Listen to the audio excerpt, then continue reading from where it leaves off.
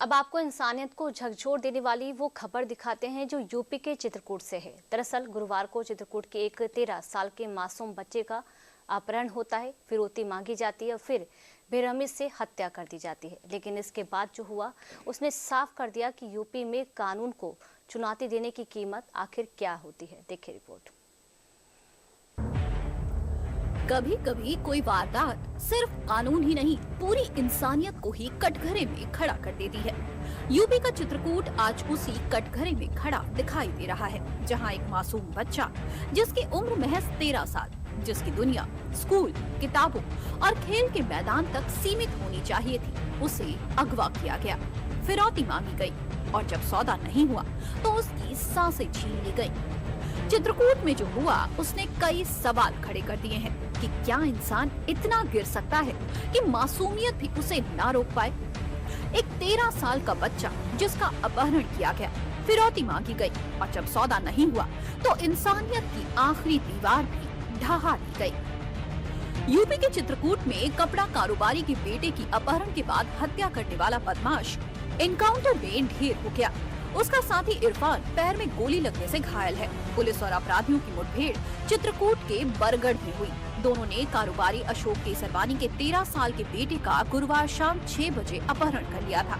2 घंटे बाद व्हाट्सएप पर फोन कर 40 लाख की फिरौती मांगी। बीती रात 9 बजे के आसपास सूचना मिलती है कि कस्बा बरगढ़ में अशोक जी के बेटे को कुछ लोगों ने अगवा कर लिया है और टेलीफोन की 40 लाख रुपए की फिरौती। अशोक केसरवानी जी की इस सूचना पे तत्काल स्थानीय पुलिस, जिले के लगभग 10 थाना प्रभारी, क्षेत्राधिकारी, अपर पुलिस अधीक्षक, मैं, सर्विलांस, एसओजी, स्वाट, सारी टीमें बरगढ़ थाना क्षेत्र पहुंच करके और इस घटना के अनावरण सारा प्रयास किया गया। थोड़े ही समय में सर्विलांस और तमाम चीज़ों से लगभग खुलासा हो गया कि घटना को अंजाम देने वालों में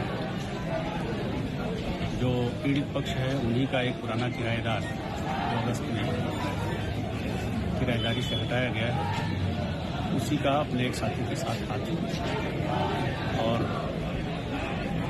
भोर होते होते लगभग 4 बजे के आसपास परिजन भी मुतमईन हो गए और उन्होंने एक तहरीर दी, जिसके आधार पर थाने में मामला दर्ज किया गया। पुलिस ने नामित जो अभियुक्त जब उन्हें घेर घार के पकड़ लिया और उन्होंने स्वीकार किया, घटना उनके द्वारा की गई है। चित्रकूट में दरिंदगी के इस खेल में अपराधी एक बात भूल गए कि ये उत्तर प्रदेश है, जहां कानून जवाब देना जानता है। गुरुवार शाम 6 बजे अपहरण हुआ। उसके 2 घंटे बाद व्हाट्सएप पर 40 लाख की डिमांड हुई और अगले ही कुछ घंटों में पुलिस ने लोकेशन ट्रेस कर कुख्यात अपराधी कल्लू को एनकाउंटर में ढेर कर दिया। यूपी शासन का नारा एकदम बुलंद है कि यूपी में खून से खेलने वालों को न माफी मिलेगी, न मोहलत और न ही बचने का कोई रास्ता। आप सिलसिलेवार तरीके से पूरे मामले को भी समझिए। बरगढ़ बाजार में कारोबारी अशोक केसरवानी परिवार के साथ रहते हैं। कारोबारी का कहना है कि गुरुवार शाम को बेटा आयुष घर के बाहर खेल रहा था। कुछ देर बाद वो लापता हो गया तो खोजबीन की गई, लेकिन उसका कहीं पता नहीं चला। गुरुवार रात 8 बजे फिरौती की कॉल आई।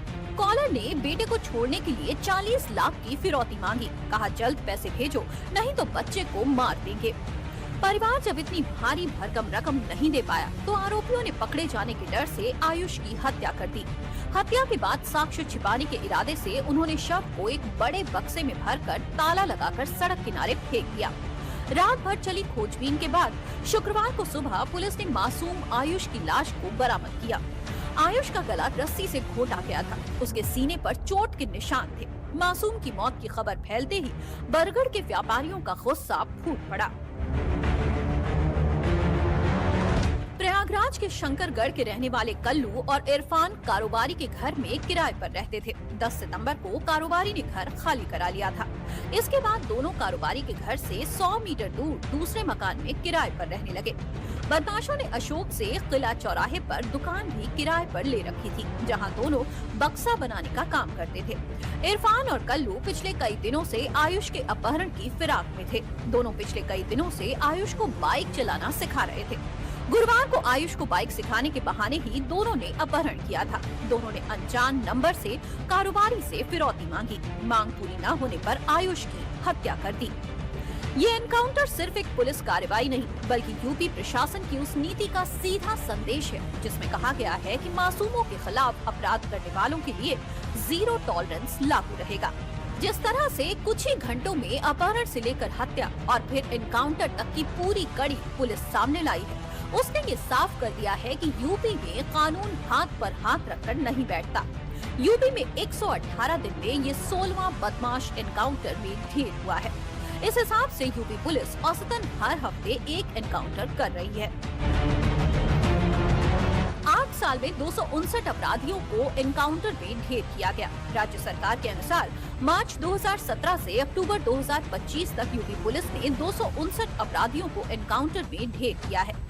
इस दौरान 15,000 से अधिक पुलिस एनकाउंटर हुए। इनमें 31,000 से ज्यादा अपराधी गिरफ्तार हुए और 10,000 से अधिक को गोली मारी गयी। अपराध चाहे कितना भी संगीन क्यों न हो, अपराधी कानून से बच नहीं सकता है। यूपी में अपराध करने वालों को ये समझ लेना चाहिए कि यूपी में अब अपराध करने का मतलब है कि खुद अपने अंत की कहानी लिखना। फिलहाल आज चित्रकूट में मातम है, लेकिन साथ ही एक सख्त संदेश भी है। संदेश हर उस शख्स के लिए है जो कानून को चुनौती देने की सोचता है।